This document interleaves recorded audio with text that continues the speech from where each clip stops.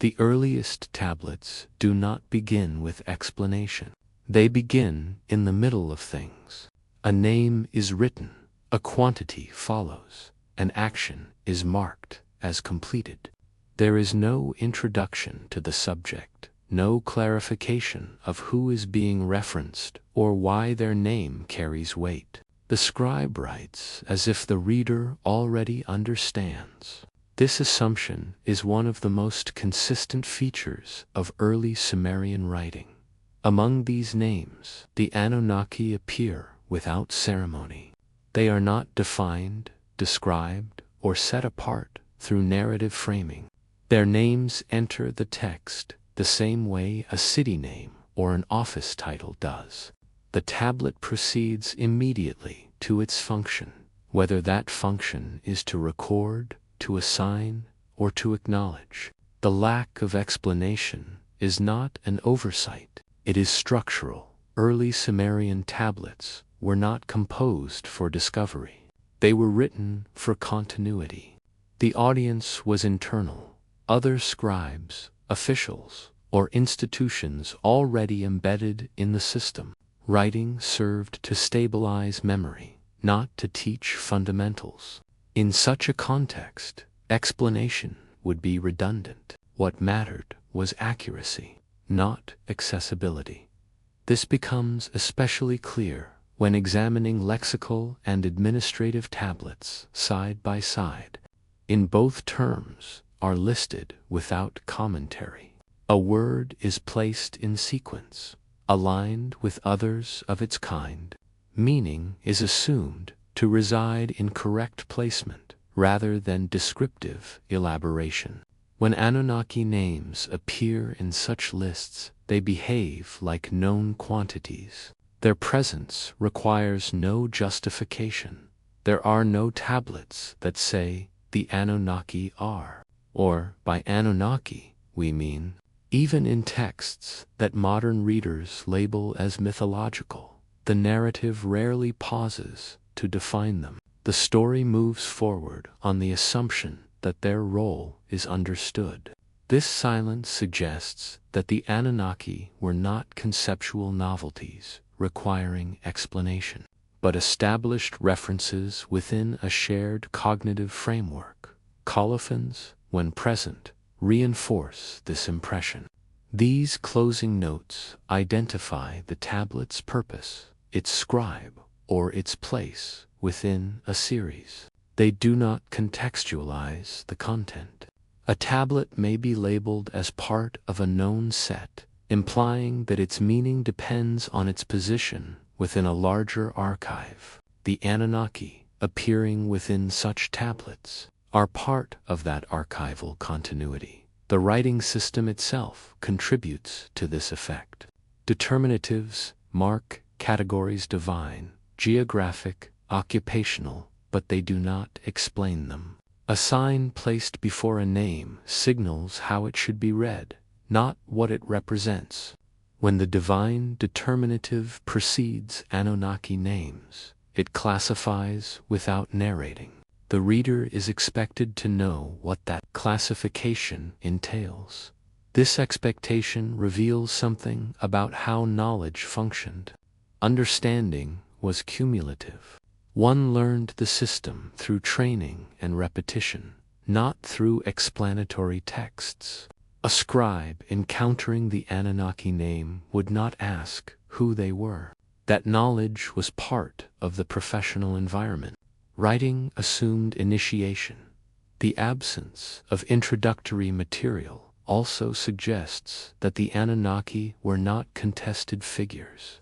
Contested concepts require defense or clarification. The tablets show none. There is no effort to persuade, only to record. This points to a stable conceptual role, one that did not need reinforcement through narrative. Even when later copies preserve older material, the pattern remains. Scribal transmission maintains the silence. Copyists did not add glosses or explanations, even as centuries passed.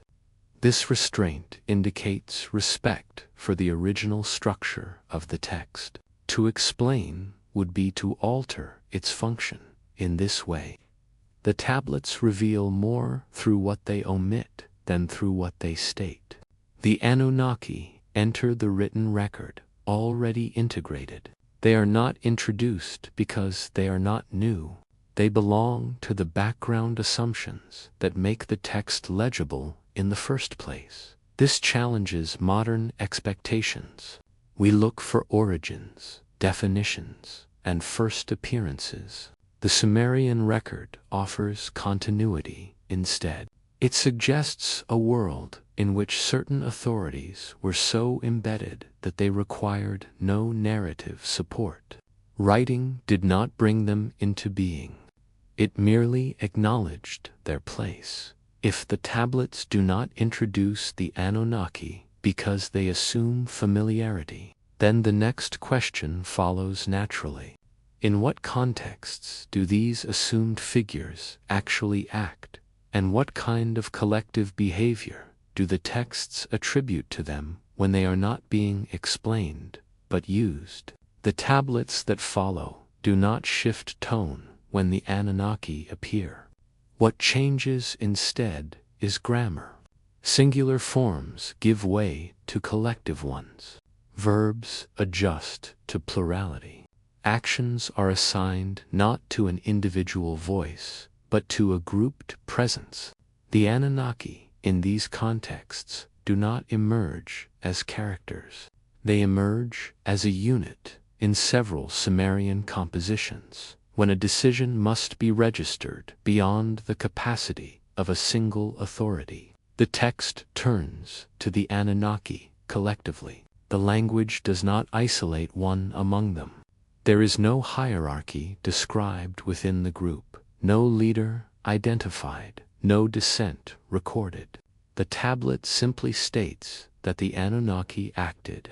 The absence of internal differentiation is consistent and deliberate. This collective framing mirrors how institutions are treated in administrative texts. A council issues a ruling. A body confirms a decree. Responsibility is distributed across the group, insulating the decision from personal variance. In such systems, authority is strengthened by anonymity. What matters is not who spoke, but that the group has spoken. When mythological texts are examined with this in mind, the Anunnaki's behavior aligns less with narrative drama and more with procedural resolution.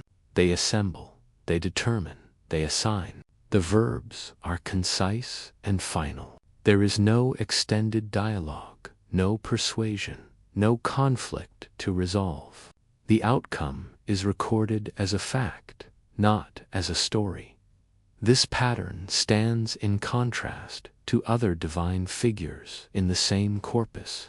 Individual gods often speak at length. They express dissatisfaction, demand recognition, negotiate outcomes. Their personalities are shaped through action and speech. The Anunnaki, by comparison, remain largely silent. Their authority is exercised through presence rather than expression. The silence is not empty. It is functional. In bureaucratic settings, silence often accompanies power. Decisions are announced without justification. The record preserves the result, not the deliberation. The Anunnaki's collective role fits this model. They appear at moments where finality is required, then recede. In some texts, their collective action establishes boundaries. Duties are divided among other gods. Domains are fixed. Outcomes are distributed. The Anunnaki do not administer these domains themselves within the narrative. They authorize the structure within which others operate. This separation of authorization from execution is a familiar administrative principle. The collective nature of the Anunnaki also limits interpretive flexibility. A single god can be reimagined, recharacterized, absorbed into new cults. A collective body is more resistant to transformation. It persists as a category even when individual names fade. This may explain why the Anunnaki appear most often in early or foundational contexts, where structure matters more than story. Textual variation supports this reading. In different versions of similar compositions, the names of individual gods may change, but references to the Anunnaki as a group remain stable. The collective survives revision more readily than the individual. This suggests that the group designation carried a structural importance, independent of narrative detail. The way scribes copied these texts reinforces the impression. They preserved the collective phrasing carefully. Errors in number agreement are rare. The grammar of plurality is maintained with precision. This attention indicates that the collective identity of the Anunnaki was not incidental. It was essential to how the text functioned. Importantly, the tablets do not depict the Anunnaki performing tasks that require individuality. They do not travel, build, or negotiate. They do not experience loss or gain. Their actions are abstract. They decide, they assign, they decree. These are actions that, in administrative practice, belong to groups rather than persons. This abstraction places the Anunnaki in a different category from both humans and personalized gods. They are not relatable figures. They are mechanisms within the narrative, ensuring that decisions carry weight beyond the immediate scene. Their collective nature allows them to function as a stabilizing force across texts and generations. If the Anunnaki are consistently presented as a working group rather than as individual actors, then their role may be less about identity and more about function. The tablets do not ask who they are. They show what they do together, and if their power lies in collective action rather than personal presence, then the next step is to observe the nature of those actions themselves. What kinds of decisions require the Anunnaki as a group, and why are those decisions recorded without elaboration or debate? When the Anunnaki act, the tablets do not slow down. There is no build-up, no hesitation recorded in the lines of clay. A decision appears as an accomplished fact. The language marks it as complete, settled, and no longer open to revision. This absence of narrative tension is consistent across texts where the Anunnaki are said to determine outcomes. In compositions where other figures speak at length, the Anunnaki are introduced briefly, often at the moment when uncertainty must end. The tablet does not preserve the process that led to the decision. It records only that the decision occurred. This approach mirrors administrative documentation, where deliberation is rarely archived, but resolutions are. The verbs associated with these moments are precise. They indicate fixing, establishing, or assigning. These are not verbs of persuasion or struggle. They imply authority that does not require defense. The Anunnaki do not argue their case. They do not justify their conclusions. The decision stands because it is theirs. This restraint contrasts sharply with the dramatic potential of the subject matter. Creation, catastrophe, and fate are themes that could invite elaborate storytelling. Yet, when the Anunnaki determine such matters, the text remains economical. The decision is framed as necessary rather than emotional.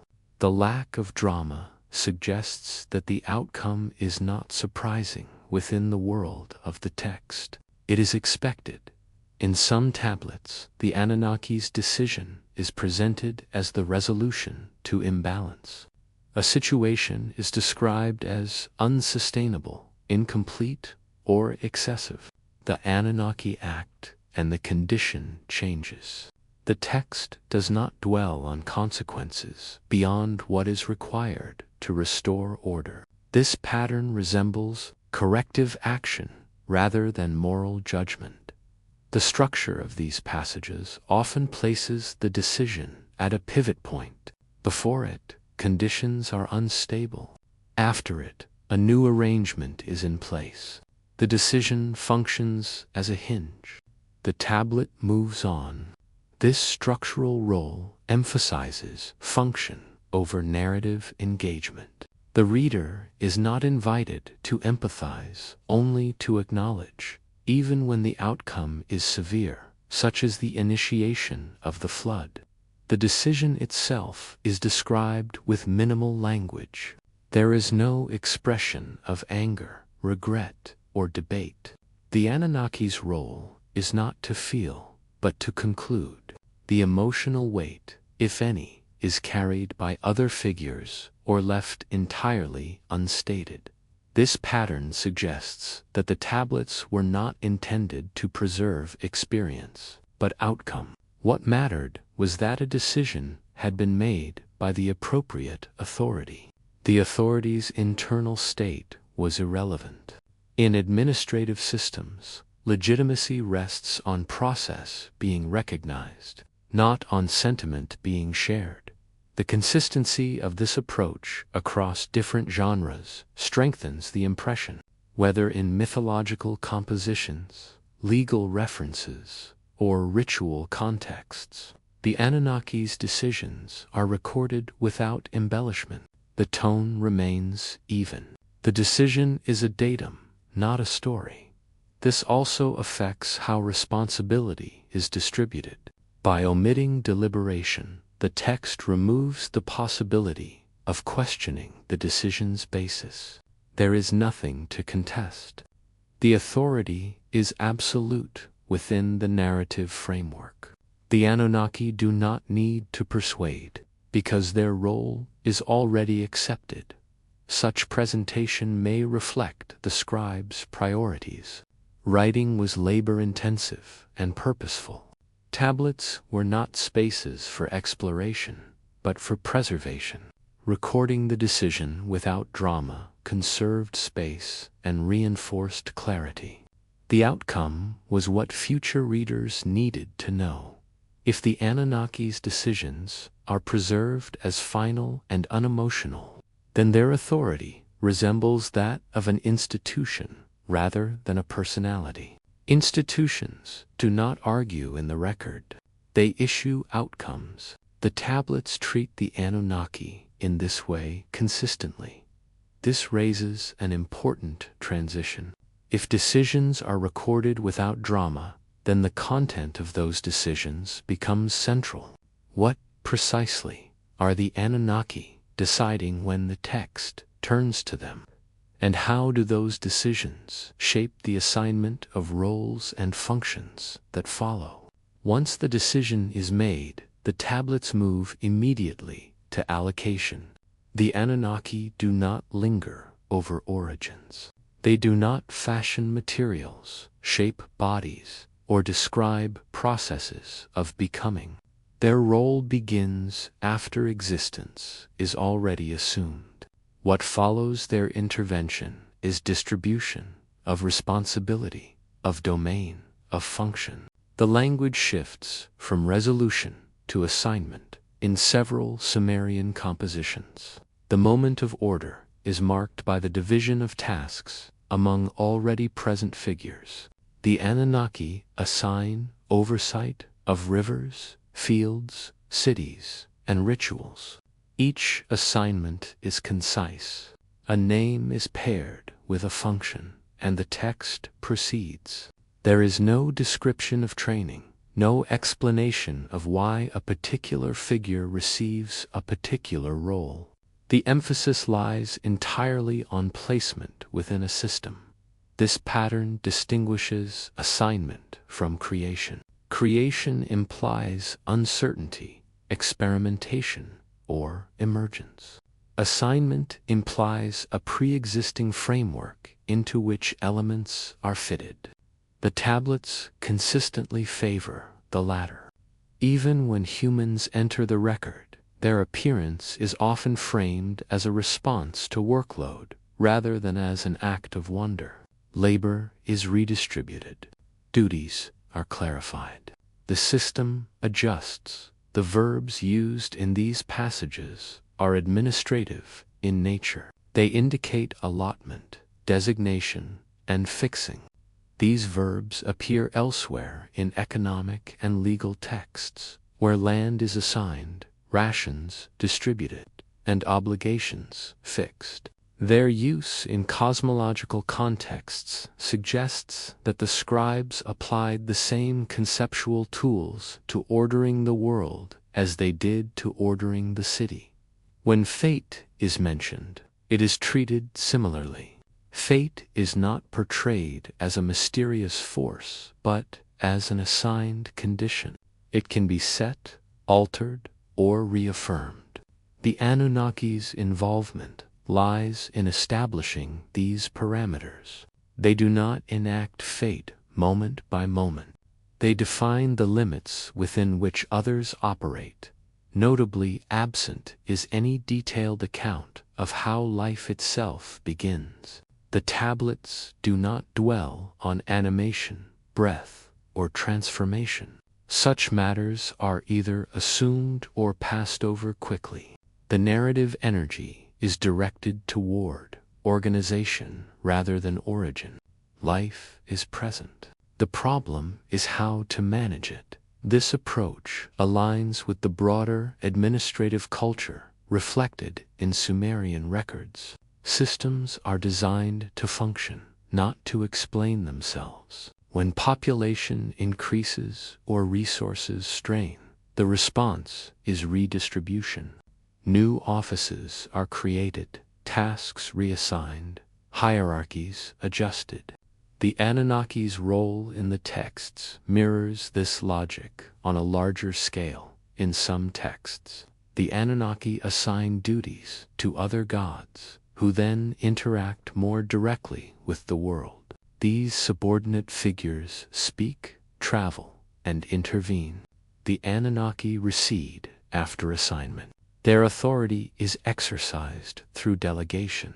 This separation of planning from execution is characteristic of complex organizations. The absence of creative detail also limits narrative conflict. If roles are assigned rather than contested, there is little room for rivalry. The tablets rarely depict resistance to assignment. Acceptance is assumed. This reinforces the sense that the assignments reflect an accepted order rather than a negotiated one. The scribes' treatment of these passages further supports this reading. They copy assignment formulas with care, maintaining consistent phrasing across versions. Variation is minimal. This suggests that the formulas themselves carried authority. Altering them would risk disrupting the perceived order, even when humans are said to take on burdens previously borne by gods. The framing remains administrative. The shift is described as a solution to imbalance. Work is too heavy. Therefore, it is redistributed. The logic resembles that of labor management, not creation myth. Humans enter the system as workers, not as marvels. This emphasis on function over origin reframes the role of the Anunnaki. They are not celebrated as creators of life, but recognized as organizers of responsibility. Their power lies in structuring relationships rather than in producing substance. The world, as the tablets present it, is something to be administered. If the Anunnaki are consistently associated with assigning roles rather than creating beings, then the next question concerns the space in which these assignments take effect. How is the world itself conceived in these texts, not as a sacred mystery, but as a domain organized for ongoing management? Once duties are assigned, they require a place to operate. The tablets that describe land, water, and yield approach the earth not as an object of reverence, but as a surface to be organized. Rivers are measured, fields are counted, borders are marked. The language is careful and practical. It assumes that the world is already divided into zones of responsibility. Geographical tablets list regions alongside resources and obligations. A place is not defined by scenery or story, but by what it produces and what it owes. The earth appears as a network of managed areas, each tied to labor, harvest, and oversight. These texts do not describe discovery. They describe administration. The land is already known. The task is to regulate it. Agricultural records reinforce this view. Fields are named, their size recorded, their expected yield calculated. Irrigation schedules are noted with attention to timing and distribution. Water is allocated according to established patterns. The earth is treated as a system that responds predictably to correct management. The tablets show little interest in the origin of fertility. They focus on its maintenance in some texts. Divine figures are associated with regions or natural features, but this association functions more like jurisdiction than embodiment. A river has an overseeing authority. A field belongs to a temple. A canal falls under a specific office. The language mirrors administrative assignment. Control is layered, delegated, and recorded. The Anunnaki appear in this context indirectly. They are associated with the setting of boundaries and the fixing of domains. Their role is not to inhabit the land, but to authorize its division. Once the division is set, local figures and human officials manage the details. The earth operates within a framework that has already been approved. Maps, where they exist, are schematic. They emphasize relationships rather than likeness. Distance is secondary to connection. What matters is how one zone relates to another, how water flows, how goods move. This abstract representation suggests that the earth was conceptualized as a functional space rather than a lived landscape. Flood control. Texts further illustrate this mindset. They record embankments, channels, and repairs. The threat of excess water is managed through planning, not appeasement. When failure occurs, the response is corrective. Structures are rebuilt, roots adjusted. The earth is resilient because it is subject to intervention. This administrative view extends to the treatment of animals and crops. Herds are counted, breeding cycles tracked, losses recorded. The natural world is folded into the same system as human labor. Everything that produces value is subject to oversight. The tablets do not separate the sacred from the practical in this domain. The consistency of these records across regions suggests shared standards. Measures align. Terminology repeats. This implies coordination beyond the local level. The earth is not merely managed. It is managed according to a common logic. Such coordination requires authority that transcends individual communities. The Anunnaki's presence at the level of authorization fits this requirement. They are not depicted walking the fields or digging canals. They sanction the structure within which such work occurs.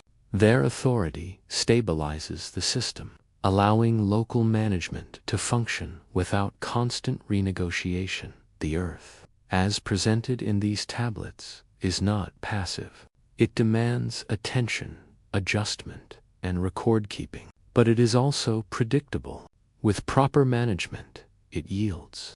This predictability underpins the confidence of the system. Administration replaces uncertainty. This conception leaves little room for awe in the modern sense.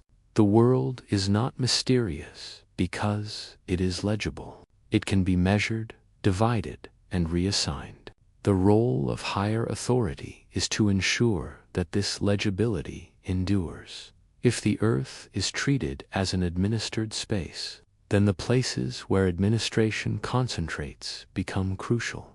How are these zones coordinated from above? And what kinds of centers emerge to manage the flow of resources, information, and authority across this organized landscape? Across the tablets, silence surrounds the Anunnaki. When they appear, it is rarely through extended speech. There are no long arguments attributed to them, no personal reflections, no persuasion.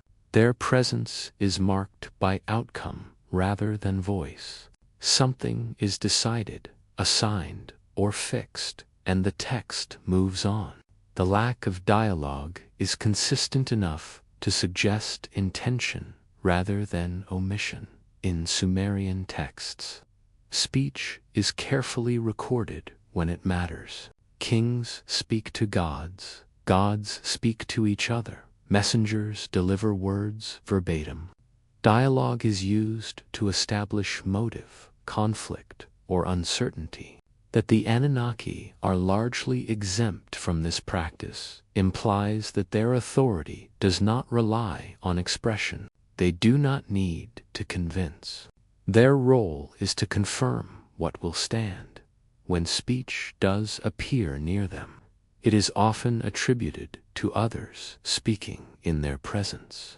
A petition is presented, a report delivered, a situation described. The Anunnaki themselves respond not with words, but with action. The tablet records the effect of their response, rather than its phrasing.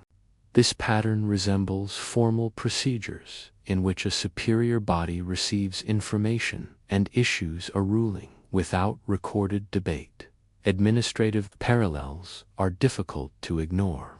In legal and economic archives, many decisions are preserved without accompanying discussion.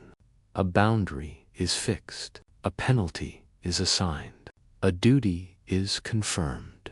The authority behind the decision is implicit.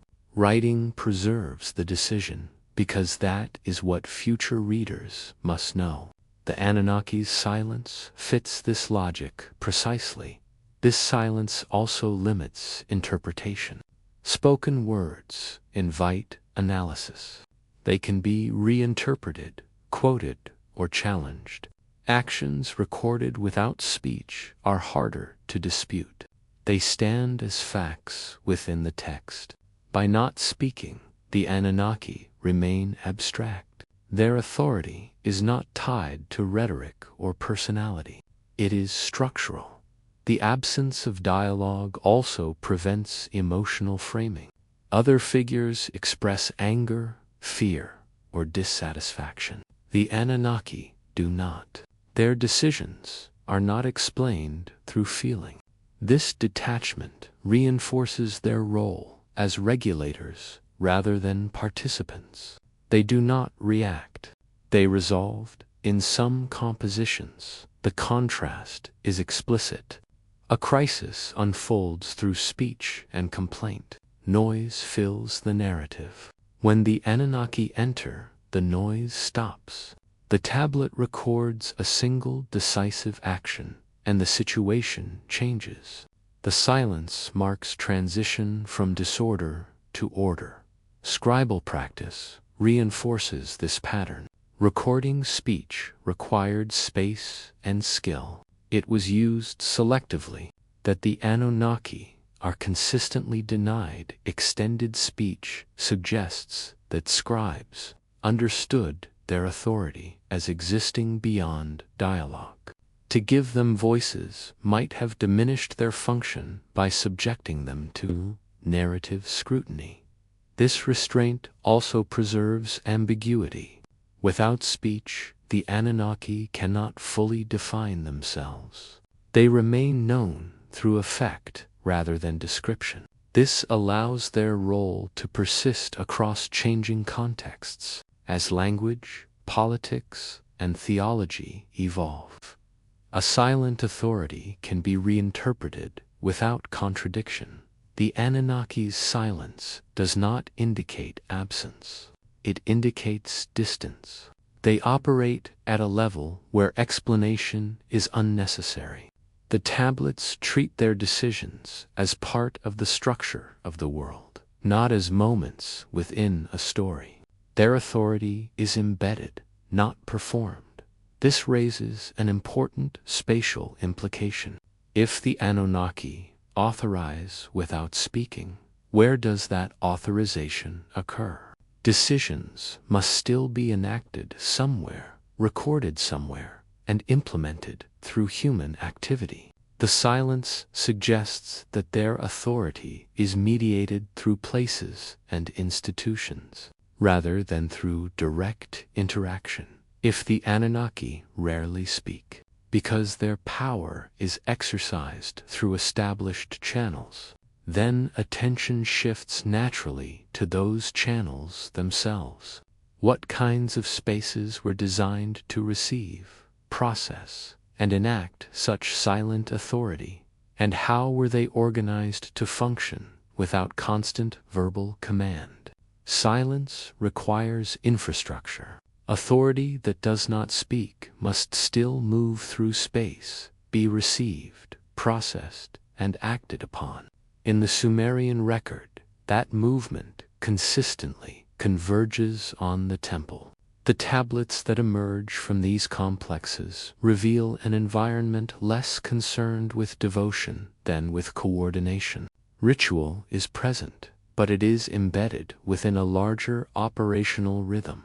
Temple archives are dominated by schedules. Days are marked for delivery, for labor, for inspection. Commodities arrive, are stored, redistributed, and recorded. The language is technical. Entries note quantities, locations, responsible officials. The repetition is methodical.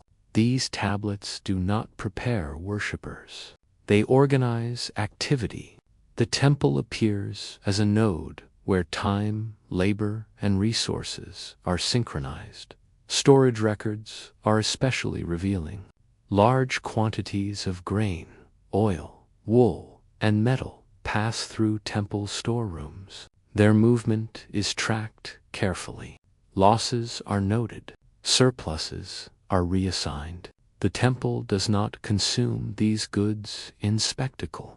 It manages them. Consumption, where it occurs, is regulated and expected. This pattern suggests that the temple functioned as a central warehouse, as much as a sacred space. Personnel lists further clarify the picture.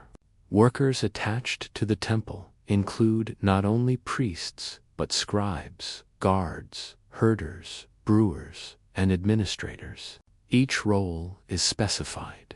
Rations are allocated according to rank and function. The hierarchy is explicit. Authority within the temple mirrors authority in the broader city. The institution coordinates people as efficiently as it coordinates goods.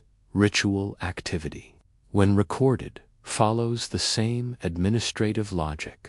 Offerings are scheduled, not spontaneous. The quantities are standardized. The timing aligns with calendars tied to agricultural and celestial cycles. Ritual becomes one task among many, integrated into the operational flow. It does not interrupt administration. It is administered. The physical layout of temples supports this reading. Excavated complexes reveal controlled access points, storage rooms adjacent to courtyards, and spaces suitable for record keeping. Movement within the complex would have been regulated. Not everyone could go everywhere. Such spatial organization facilitates oversight. It allows information and resources to pass through checkpoints rather than dispersing freely in this environment. The Anunnaki's silence makes sense. Authorization does not require speech when procedures are already established. Decisions attributed to higher authority are enacted through schedules, inventories, and assignments. The temple receives authorization and translates it into action without requiring ongoing communication. The system runs on precedent. Some tablets explicitly link temple activity to divine sanction, but the language remains procedural. A task is performed according to a named authority. The phrase does not describe interaction. It signals compliance. The authority exists as a reference point, not as a conversational partner. The temple thus mediates between abstract authority and practical execution. It is where decisions become routines. The Anunnaki do not need to appear within the temple because their role has already been absorbed into its structure. The building itself embodies their authorization. Its routines perpetuated. This operational focus also explains the durability of temple institutions. While kings and dynasties change, temples persist. Their archives accumulate across generations. They remember schedules long after individuals are gone. Authority anchored in such institutions becomes less dependent on personal presence and more resistant to disruption. The temple's role as coordinator extends beyond the city. Goods flow in from surrounding fields and settlements. Labor is mobilized seasonally. Information returns through reports and tallies. The temple connects local activity to a broader system. It operates as a hub rather than a sanctuary alone. If authority was exercised through such centers, then the question of communication shifts again. If the Anunnaki authorize without speaking and temples enact without questioning, how is information transmitted upward? Who reports, and what kind of knowledge is considered necessary to present before a silent authority that governs through structure rather than voice? In the tablets, where authority remains silent, information still moves. Reports are delivered, conditions are summarized, and situations are formally presented. The language used in these moments is careful and directional. Someone speaks upward. Something is placed before a higher body. The Anunnaki, when they appear in such contexts, are not addressed as conversational partners, but as recipients of information. Several Sumerian compositions describe moments when conditions on Earth become unsustainable. Noise increases, labor expands, imbalance accumulates. These descriptions are often brief and schematic. The emphasis is not on suffering or complaint, but on status. A threshold has been crossed. At that point, the situation is said to be brought before the Anunnaki. The phrasing resembles formal presentation rather than emotional appeal. The verbs used are significant. They indicate reporting, showing, or laying out. These are the same verbs found in administrative contexts when officials present accounts or tallies to superiors. The implication is procedural. Information is not shouted, it is submitted. The Anunnaki do not wander to observe conditions themselves. They receive summaries, This pattern suggests a layered system of awareness. Local figures experience the problem. Intermediate authorities compile it. The highest authority receives a condensed version. Such stratification is typical of bureaucratic systems, where decision-makers rely on reports rather than direct observation. The tablets preserve this structure without commentary. What is notably absent is surprise. When the Anunnaki receive reports, the text does not suggest that they are unaware or shocked. The presentation triggers action, but not confusion. This implies that reporting functions as a formal step required before intervention, not as a revelation of unknown facts. The authority waits for proper submission. In some texts, the reporting figure is another god who has been tasked with oversight. That figure speaks on behalf of conditions below. The Anunnaki listen, but their response is not recorded as dialogue. The tablet moves directly from report to outcome. This reinforces the impression that the report is procedural, not persuasive. The structure mirrors temple administration. A worker reports to a supervisor reports to an overseer, and the overseer confirms or adjusts operations. The language of reporting in divine contexts aligns closely with this pattern. The same dichotomy of expression is used. Excess detail is avoided. Only what is necessary to justify action is included. The presentation of reports also limits responsibility. By framing action as a response to a report, the system distributes accountability. The decision follows due process. It is not arbitrary. The Anunnaki act because conditions have been formally recognized as requiring correction. This framing protects authority by embedding it in procedure, in flood narratives.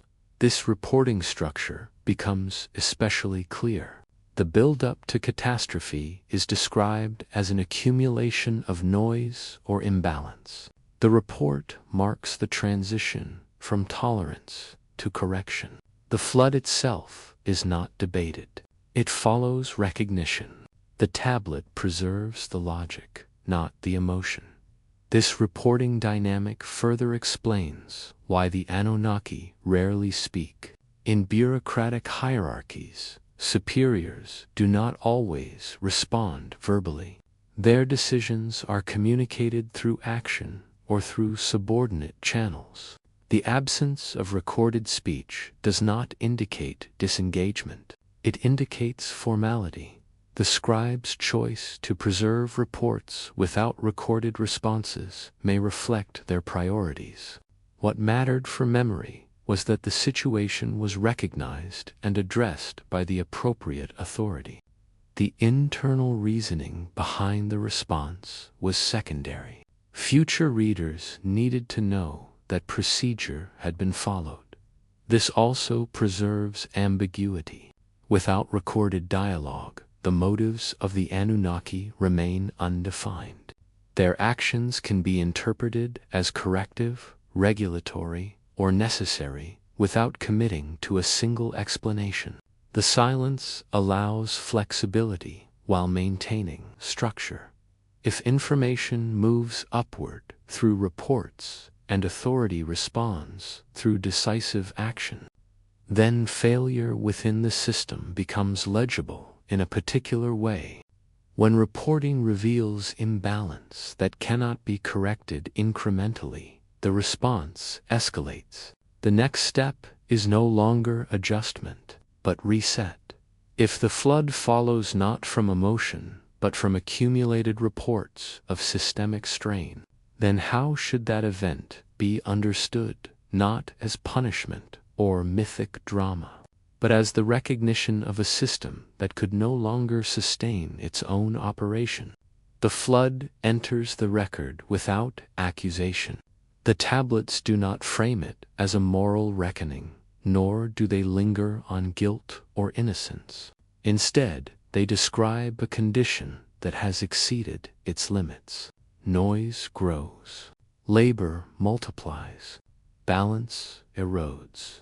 The language suggests accumulation rather than transgression. What fails is not behavior alone, but capacity. In these narratives, the world is already organized. Roles are assigned, duties distributed, cycles established. The problem arises when those systems begin to strain under their own weight. The tablets do not describe chaos as sudden. It develops. Pressure builds within an existing framework until correction is no longer possible through routine means. The reporting structure observed earlier becomes crucial here. Conditions are summarized and presented upward. The flood follows recognition, not impulse. It is initiated after the system's state has been formally acknowledged as unsustainable. This sequence resembles administrative escalation. When local remedies fail, higher-level intervention is triggered. The language used to describe the flood is notably technical. Water rises, boundaries dissolve, markers are erased. These are the same elements managed carefully in agricultural and urban planning texts. Canals, fields, and cities depend on controlled water flow. When control is lost, the system collapses. The flood represents a breakdown of regulation rather than a targeted act. Survival narratives reinforce this interpretation. Preservation focuses on plans, measurements, and categories. What is saved is not memory in the emotional sense, but functionality. Tools, animals, and knowledge are preserved so that operations can resume. The emphasis lies on continuity after interruption. The figure who survives does so through instruction. Measurements are provided. Procedures are followed. The act of survival is framed as compliance with a plan rather than defiance of fate. This aligns with administrative logic. When systems fail, contingency protocols determine what is retained. Notably absent is any detailed account of punishment. The tablets do not dwell on suffering or moral lessons. They move quickly from failure to recovery. This economy of narrative suggests that the flood's significance lies in its role as a reset mechanism, not as a warning tale. The Anunnaki's role in this event remains consistent with their earlier function. They do not rage or lament. They recognize imbalance and authorize a comprehensive response. Their involvement is procedural. The flood is not an act of anger. It is an intervention scaled to the level of failure. Archaeological layers support this reading indirectly. Flood deposits at several sites indicate episodes of widespread disruption. Above these layers, rebuilding follows familiar patterns. Cities re-emerge along known lines. The material record suggests interruption, followed by restoration, not abandonment. The system proves resilient. This resilience depends on memory. The flood erases physical markers, but not organizational knowledge. The tablets preserve that knowledge in compressed form. By framing the flood as a system failure, the texts allow later generations to understand catastrophe without undermining the legitimacy of authority. The system failed, but it was not wrong. Such framing has implications for governance. If failure is systemic rather than moral, then correction focuses on structure rather than blame. The response is redesign, reassignment, and recalibration. The flood clears accumulated strain so that order can be reestablished under renewed conditions. The brevity with which the flood is treated suggests familiarity. It is not an unprecedented event requiring explanation. It is an extreme but intelligible outcome within the logic of management. The tablets record it because it marks a transition point, not because it demands interpretation. This approach preserves authority across catastrophe. By presenting the flood as a necessary response to systemic overload, the texts protect the legitimacy of the framework itself. Authority does not fail, it intervenes. The system pauses, then resumes. If the flood represents the moment when incremental correction gives way to comprehensive reset, then what follows becomes critical. How is authority redistributed after such a failure? And what changes are introduced to prevent its recurrence when the system is brought back online? Once the waters recede, the tablets do not describe a new beginning. They describe a rearrangement. Authority returns, but it does not arrive unchanged. The language used in post-flood texts suggests movement, placement, and reassignment rather than creation. What was paused is now redistributed. Kingship, in these accounts, is said to descend again.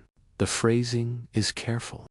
It does not imply invention or discovery. It implies that authority existed elsewhere during the interruption and is now being placed back into the human domain. The mechanism is the same as before, but its location changes. Cities receive kingship. They do not generate it. The lists that follow the flood reflect this adjustment. Reign lengths shorten, sequences tighten, and the rhythm of succession becomes more regular. This shift does not indicate a loss of authority, but a change in how it is administered. Time is recalibrated to fit a new operational scale. The system adapts to reduced capacity rather than attempting to restore its earlier expanse in narrative compositions. Duties that were once distributed broadly are now concentrated. Oversight becomes localized. Responsibility is clarified. The texts suggest that part of the failure before the flood lay in diffusion. Too much activity, too many actors, too much strain. The post-flood order responds by narrowing channels of authority. The Anunnaki remain present but less expansive in role.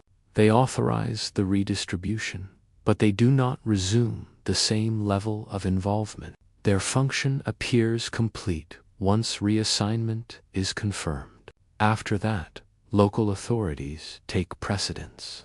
This withdrawal is not described as abandonment. It is presented as completion of task. Human kings emerge more clearly in this phase, but their authority is framed as delegated. They administer cities, enforce boundaries, and manage labor, yet they do so within a structure that precedes them. Their legitimacy derives from alignment with the reassigned order. They are operators, not designers. The flood survivor narratives emphasize instruction once again.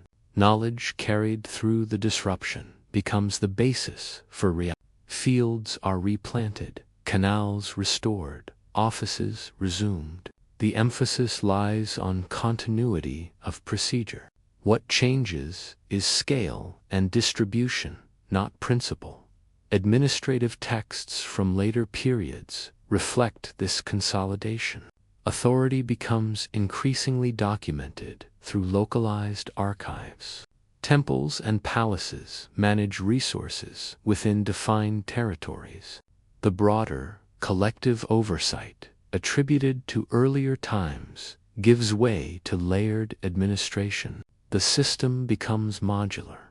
This modularity may explain the gradual reduction in references to overarching authorities.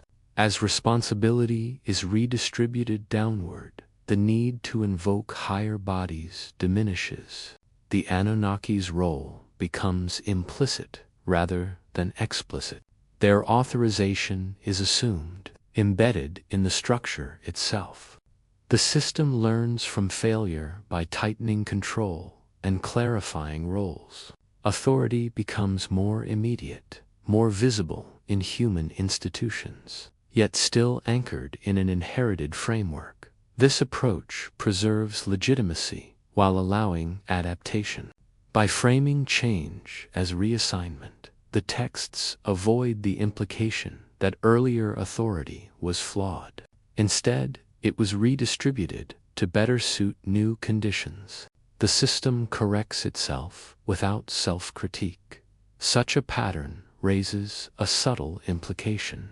If authority can be reassigned after failure without being reinvented, then innovation itself may be masked as restoration. New arrangements can be presented as adjustments to an existing order rather than departures from it. If post-flood governance is shaped by redistribution rather than reinvention, then the next question concerns those who carry out this reassigned authority.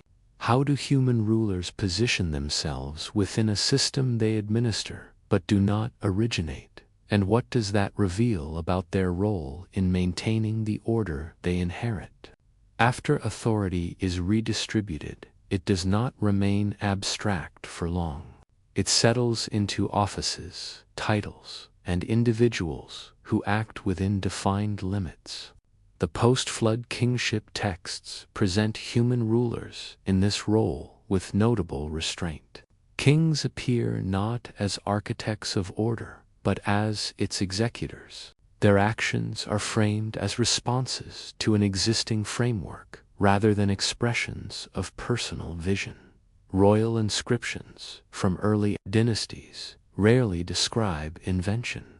A king does not claim to have created law, measurement, or ritual. Instead, he restores, enforces, or upholds them.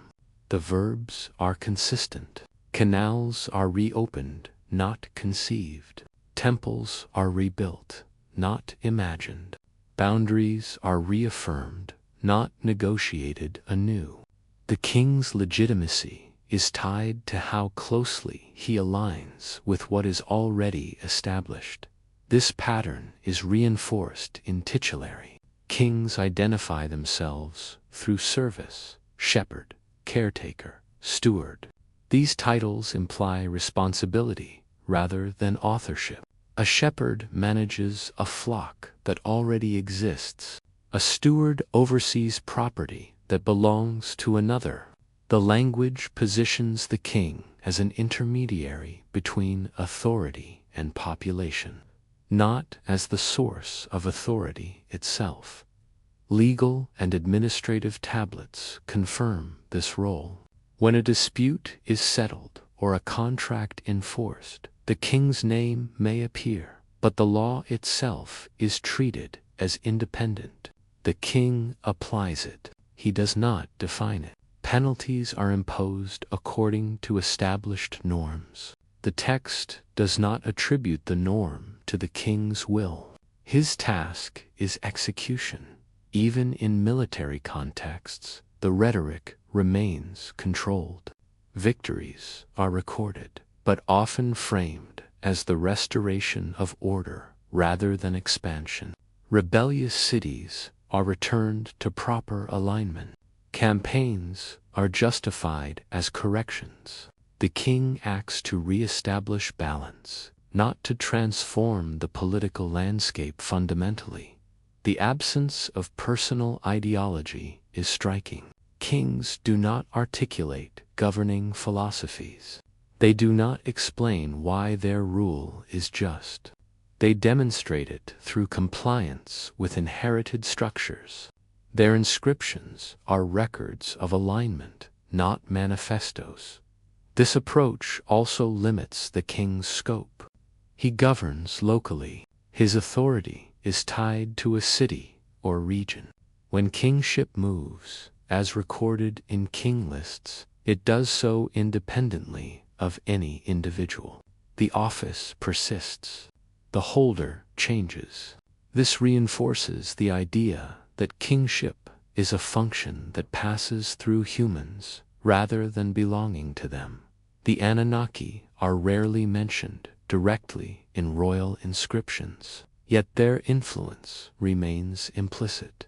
The frameworks that kings administer law, land division, ritual calendars are the same ones earlier texts attribute to higher authorization. The king operates within boundaries set elsewhere. He does not need to invoke that authority constantly because it is assumed. This assumption is visible in moments of crisis. When famine, flood, or unrest occurs, the king's response is procedural. He organizes relief, repairs infrastructure, consults omens. He does not claim to redefine order. He seeks to restore proper functioning. Failure is treated as a breakdown in execution, not in design. The training of kings reflects this orientation. Education emphasizes tradition. Ritual knowledge, legal precedent, and administrative practice are transmitted carefully.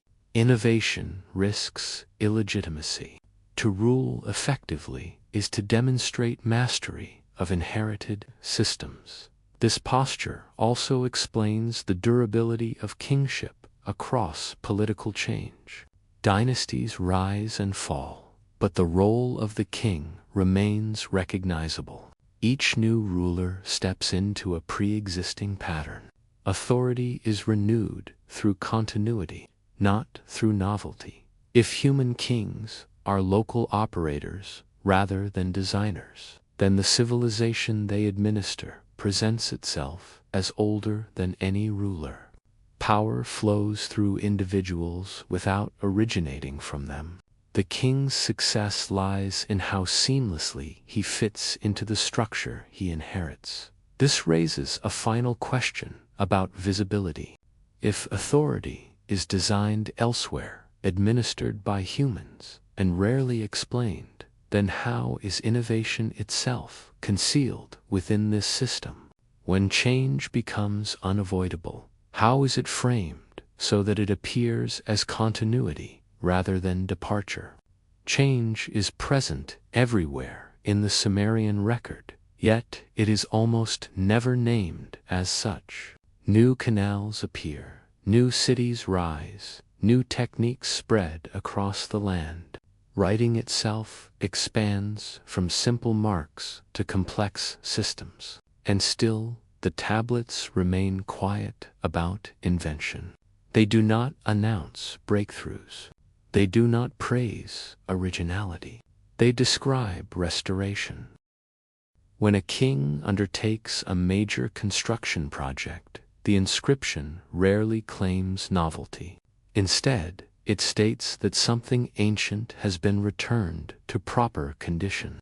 A temple is rebuilt as it was before. A wall is raised according to the old plan.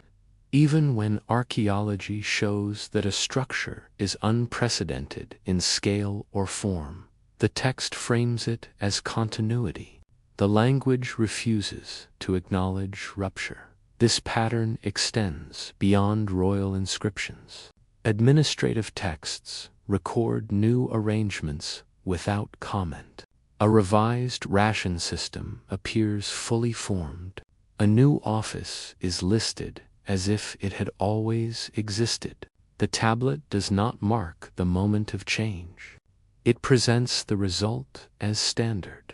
Innovation, once implemented, is absorbed into the record as though it were inherited. This silence suggests a deliberate strategy. To name invention is to imply that the previous order was insufficient. Such an implication would undermine legitimacy. By framing all change as restoration, the system protects itself from critique. Authority remains anchored in the past, even as practice adapts to the present. The scribal tradition reinforces this approach. Scribes were trained to copy, not to experiment. Correctness was measured by fidelity to precedent. A new formulation risked being seen as error. As a result, when new realities demanded new solutions, those solutions were expressed in familiar language. The old words carried the new meanings quietly. In legal texts, this strategy is especially clear. Laws evolve, penalties adjust, procedures refine. Yet the texts rarely announce reform. They state the rule as if it had always been so. The authority of law depends on its appearance of permanence. Change is masked as clarification, not innovation. Even technological shifts follow this pattern. Improvements in metallurgy, agriculture, or construction are not celebrated in writing. The tablets record outputs and procedures, not creative moments. What matters is that the system works, not how it was improved. The absence of invention narratives keeps attention focused on stability. This approach also shapes how memory is preserved. The past is presented as complete. The present is framed as alignment with that completeness. There is little room for the idea that the system could have been otherwise. Innovation, when acknowledged at all, is attributed to distant figures or placed in mythic time. Safely removed from scrutiny, the Anunnaki fit neatly into this framework.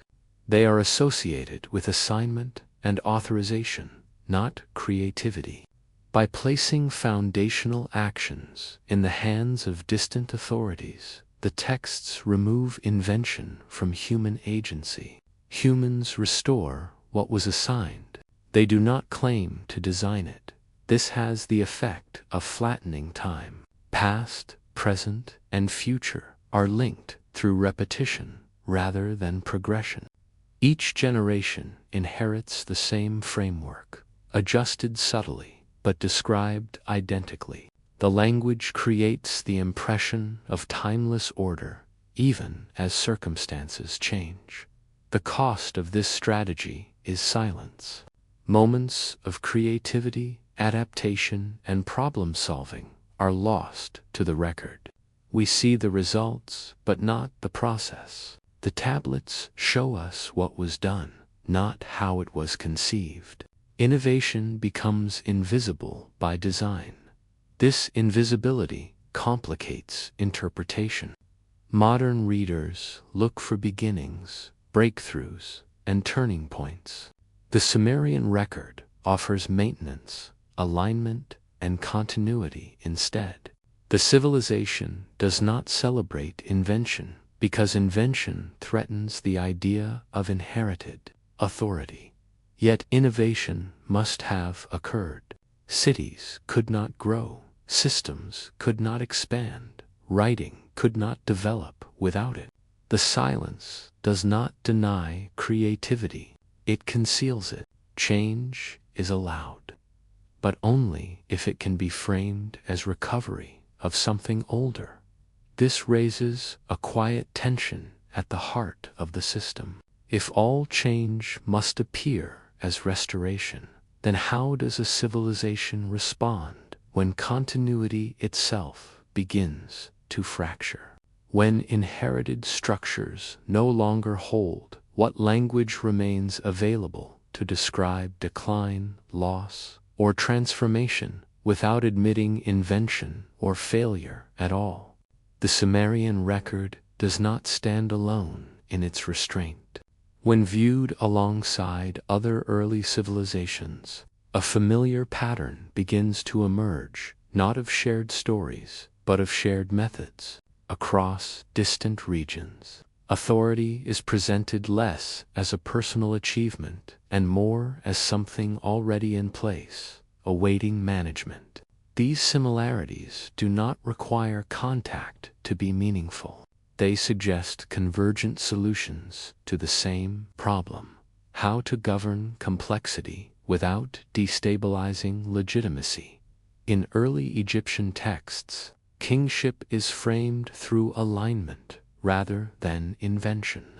The pharaoh rules because he maintains order, not because he creates it. Inscriptions emphasize balance, restoration, and continuity. Even monumental projects are described as acts of renewal. Temples are rebuilt as in the first time. Canals are cleared to restore flow. The language mirrors Sumerian formulations, where action is validated by reference to an earlier standard. Administrative documents from Egypt reinforce this tone. Tax records, land surveys, and labor assignments assume a stable framework. The king's role is supervisory. He ensures that the system functions as intended. Authority is exercised through oversight rather than experimentation. The texts do not record debates about structure. They record compliance with it. Early Chinese sources, though later in time, show comparable tendencies. The concept of mandate emphasizes reception rather than creation. Authority is granted, maintained, or withdrawn based on alignment with an overarching order. Rulers are judged by their ability to preserve harmony, not by originality. When dynasties change, the framework remains. The language of governance, privileges, continuity.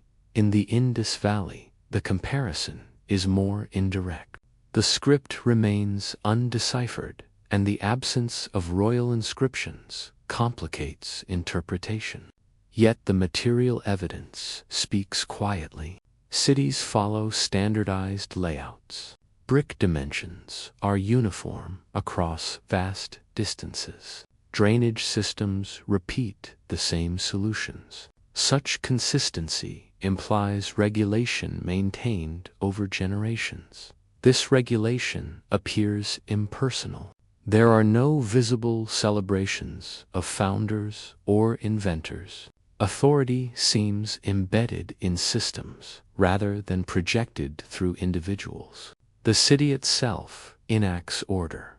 Like Sumerian temples, Indus urban design channels movement, water, and labor through controlled pathways.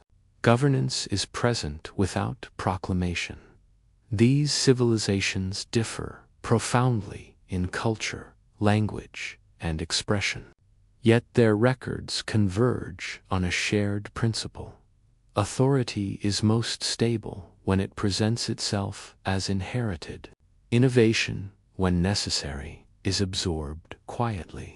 Change is framed as correction, not departure. The system survives by denying rupture. None of these records claim to be the first. They rarely dwell on beginnings. Instead, they emphasize alignment with an existing order, whether cosmic, ancestral, or institutional. This emphasis reduces the need for justification. Authority that precedes explanation cannot easily be challenged. The Anunnaki, within the Sumerian record, occupy a role consistent with this broader pattern. They authorize, assign, and confirm without narrating origins. Their function parallels other unseen guarantors of order in different civilizations. The similarity lies not in identity, but in role. These global echoes do not point to a single source. They point to a shared administrative logic. Early, complex societies needed ways to manage labor, resources, and memory across time. Presenting civilization as managed rather than invented solved a fundamental problem. It allowed authority to persist beyond individual lives. The quietness of this solution is its strength. By avoiding claims of novelty, early civilizations insulated themselves from instability. The past became a resource rather than a constraint.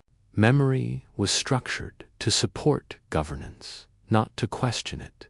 If multiple civilizations converged on this strategy, then its eventual breakdown becomes significant.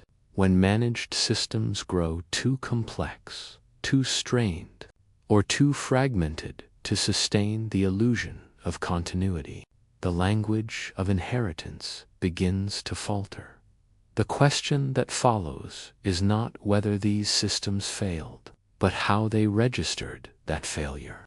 When authority can no longer be maintained through silence and restoration, what traces remain in the record? And how does a civilization mark the gradual disappearance of those who once authorized order without ever needing to speak? The disappearance does not announce itself. There is no tablet that records a final decision, no inscription that declares an end. The Anunnaki do not fall, are not overthrown, and are not condemned. They simply recede. Their names appear less often, then irregularly, then only in inherited formulas whose meaning grows opaque with time. The change is quiet enough that it could be missed if one were not listening for absence. In earlier texts, the Anunnaki appear where authority must be anchored beyond dispute. In later records, similar functions continue, but the names attached to them shift. City gods take on greater prominence. Royal authority becomes more explicit. Legal formulas shorten. Where a collective overseer was once invoked, a localized reference now suffices. The system does not collapse, it narrows. This narrowing coincides with administrative specialization. As archives expand and procedures become more standardized, authority is increasingly embedded in offices rather than figures. Titles replace names. Roles become self-executing. A law applies because it is law, not because it is witnessed by a distant authority. The need to invoke overseers diminishes as the system learns to sustain itself. Language reflects this shift subtly. Verbs once paired with the Anunnaki are retained, but their subjects change. Decisions are still fixed, assignments still made, destinies still set. The grammar remains. The overseers fade from the sentence. Authority becomes implicit rather than named. Scribal education reinforces the transition. Later curricula emphasize technique over tradition. Students learn how to record, calculate, and verify. They copy legal codes, mathematical tables, and omen lists. References to older collective authorities survive mainly in literary texts, preserved as part of cultural memory rather than administrative necessity. The Anunnaki move from active reference to archival residue. Political consolidation accelerates the process. As kingdoms grow larger and more centralized, rulers claim greater visibility. Royal inscriptions expand. Kings speak more directly in the record. Their authority is framed as divinely sanctioned, but increasingly singular. The collective gives way to the individual as the face of governance. Oversight becomes embodied. This embodiment does not erase inherited structures. It repackages them. What was once attributed to distant overseers is now presented as the king's responsibility. The framework remains, but its guarantor changes. Authority adapts to new political realities without declaring a break from the past. The absence of conflict around this transition is telling. There is no rebellion against the Anunnaki, no theological dispute preserved in the record. Their vanishing does not require justification because it is not framed as loss. The system continues to function. From the perspective of administration, nothing essential has disappeared. Archaeological evidence aligns with this reading. Later periods show continuity in measurement systems, legal practice, and urban planning, even as religious iconography evolves. Temples remain active, but their emphasis shifts. The machinery of governance persists, now supported by different symbols and names. The Anunnaki thus leave behind a structure that no longer requires them to be visible. Their authority has been absorbed. What was once external oversight becomes internalized procedure. The overseers are no longer needed because their work has been completed. This absorption explains the lack of narrative closure. There is no ending because there is no rupture. The Anunnaki do not vanish as figures of belief. They dissolve into the systems they authorize. Their disappearance is the measure of their success. Yet this quiet vanishing carries a consequence. Once authority is fully internalized, it becomes vulnerable to erosion. Without named overseers anchoring memory, systems depend entirely on human maintenance. When that maintenance falters, there is no higher reference to invoke. The later record begins to show strain. Archives thin. Standards drift. Political fragmentation increases. The machinery still operates, but with less coherence. The absence of overseers becomes noticeable only in retrospect. When continuity weakens, if the Anunnaki disappear, not because they are rejected, but because they are no longer required, then their absence marks a transition from inherited oversight to self-sustaining administration. The question that follows is unavoidable. When a civilization absorbs its own overseers and claims full responsibility for maintaining order, how does it continue to frame that order as inheritance, or finally, as its own invention? By the time the overseers fade from the record, the system continues to function as if nothing essential has been removed. Cities still rise and fall, contracts are enforced, land is measured, time is kept. The machinery of civilization turns on, powered now almost entirely by human hands. And yet, the language used to describe this machinery does not change. It continues to look backward.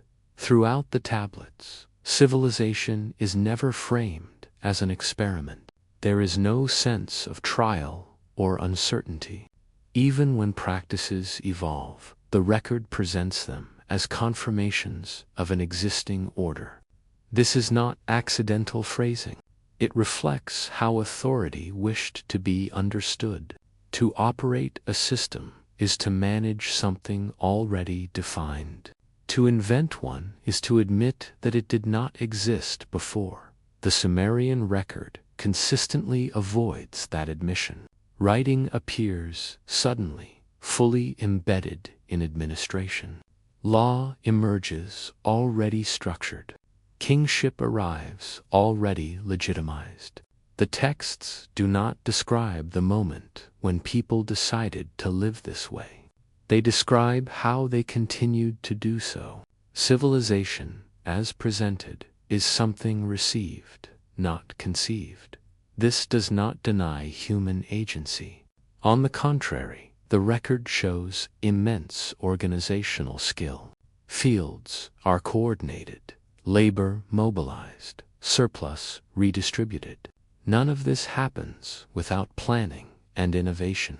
But the innovation is never foregrounded. It is concealed within execution. Humans do not say they built civilization. They say they maintained it. The distinction matters. An invented system invites ownership and therefore challenge. An inherited system demands compliance. By framing civilization as something operated rather than created, the texts place it beyond individual authorship. No one person, no generation, can claim responsibility for its design. They can only claim responsibility for its upkeep. This framing aligns with the earlier role of the Anunnaki. When oversight existed beyond the human sphere, it provided a convenient anchor for inheritance. Authority could descend, be reassigned, or withdraw without destabilizing the structure. Once that oversight is absorbed into human institutions, the language remains. Civilization continues to be treated as received, even when there is no longer an external figure to receive it from. The result is a tension embedded in the record. Humans are clearly operating complex systems. They adjust, refine, and expand them. Yet they deny themselves the language of invention. Progress occurs without being named. Change happens under the cover of restoration. This tension becomes more visible in later periods, when political fragmentation increases and continuity becomes harder to sustain. Kings speak more loudly. Inscriptions grow longer. Justifications multiply. The need to assert authority increases precisely because the inherited framework is under strain. The language of operation begins to thin. Still, even in these moments, the past is invoked. Ancient standards, former kings, established laws. The appeal is always backward. Civilization must appear older than its current operators. Its legitimacy depends on that appearance. The archaeological record complicates this narrative. Material evidence shows adaptation to climate shifts, population growth, and technological change. These are not passive processes. They require decision-making and creativity. Yet the written record refuses to highlight those moments. It preserves outcomes, not origins. This refusal may be the most revealing feature of all. It suggests that early civilizations understood a danger in claiming invention. To invent is to expose contingency. To operate, the Sumerian record consistently chooses necessity. The question, then, is not whether civilization was invented in a factual sense. It almost certainly was, through countless acts of human ingenuity. The question is, why the people who lived within it? Why was it so important that civilization appear as something already there? Perhaps because systems that present themselves as inherited can survive collapse. They can be restored after floods, wars, and political shifts. They do not depend on remembering who invented them. They depend on remembering how to run them. This perspective reframes the entire investigation. The Anunnaki, the flood, the king lists, the temples. The silence around innovation, all of these elements support a single orientation. Civilization is not a story of beginnings. It is a practice of continuation. Yet continuation requires memory, and memory requires maintenance. When memory falters, systems lose coherence. Procedures become rituals without meaning. Restoration becomes imitation. At that point, the distinction between operation and invention begins to blur. If civilization was understood primarily as something to be operated, not invented, then its greatest vulnerability was not external threat, but internal forgetting. And when forgetting begins, what language remains to describe the order that once seemed eternal, but now must be explained at last? By the end of the archive, certainty has not increased, it has thinned. The more tablets accumulate, the clearer the procedures become, yet the foundations remain unstated. The record grows dense with outcomes and sparse with explanations.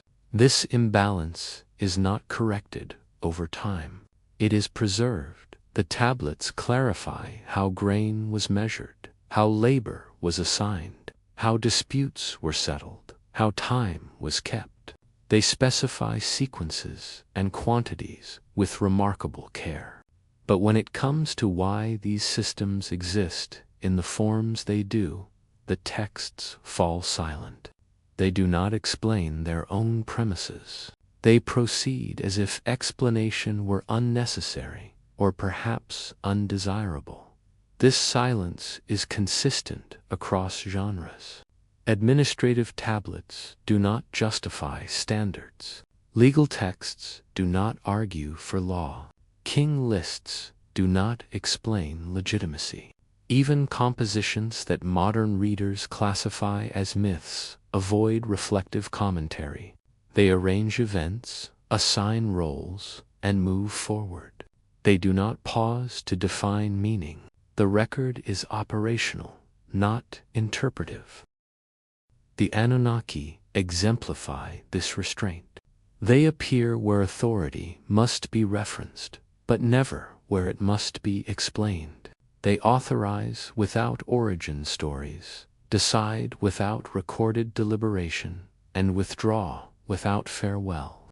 The tablets do not ask who they ultimately answer to, or whether their authority has limits. These questions are not raised because the system does not require them to function. This absence invites speculation, but speculation is precisely what the record resists. The scribes did not write to explore uncertainty. They wrote to stabilize it.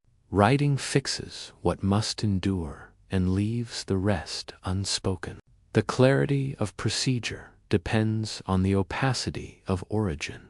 Even catastrophe does not break this pattern. The flood is acknowledged, bounded, and followed by reorganization. Its cause is not analyzed in human terms. The record does not debate responsibility.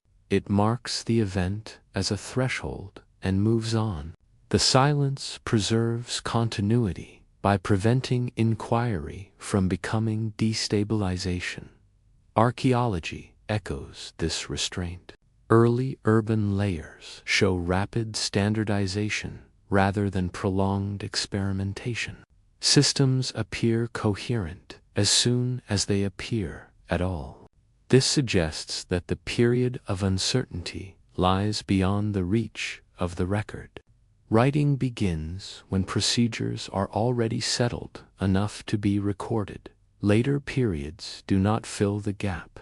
As political conditions change and language evolves, the foundational silences remain intact. New gods rise, kings speak more often, inscriptions lengthen, but the underlying assumptions are never unpacked. Authority is still something inherited, even when no longer clearly from whom. This preservation of ambiguity may have been intentional. Systems that explain themselves invite revision. Systems that operate without explanation invite compliance. By not clarifying their origins, early institutions protected themselves from challenge. The record's silence is a form of governance. The cost of this strategy becomes visible only at the margins. When systems weaken, the lack of explanation becomes a liability. Procedures are followed without understanding. Restoration becomes imitation. Authority must be asserted more loudly because it no longer rests securely on shared memory. Yet even then, the record hesitates to explain. Instead of redefining foundations, it multiplies references to the past. Ancient standards are invoked. Earlier kings are named. Lost orders are mourned without being described. The silence deepens rather than resolves. For the modern reader, this creates a persistent uncertainty. Were the Anunnaki gods, rulers, principles, or placeholders for institutional memory? The tablets do not decide. They do not need to. Their function was never to settle such questions. It was to ensure that the world they described could continue to operate. Ambiguity, in this sense, is not failure. It is a feature. By leaving certain matters undefined, the record allows them to adapt across time. Meanings shift without breaking structure. Authority can be reinterpreted without being dismantled. Silence becomes the medium through which continuity survives change. The investigation therefore ends where it began, not with answers, but with patterns. The tablets show a civilization deeply invested in maintenance, coordination, and restoration. They show authority exercised through procedure rather than proclamation. They show memory curated through repetition and omission alike. What they never clarify is the moment when all of this began, or whether those who lived within the system thought of it as a beginning at all. Perhaps that question did not matter to them. Perhaps what mattered was that the system worked, that it could be restored after failure, and that it did not require explanation to command obedience. If the earliest records preserve ambiguity as carefully as they preserve order, then the final question remains deliberately open. Was the silence around origins a sign of forgotten beginnings? Or was it the most effective way to ensure that civilization, once established, would never need to explain itself?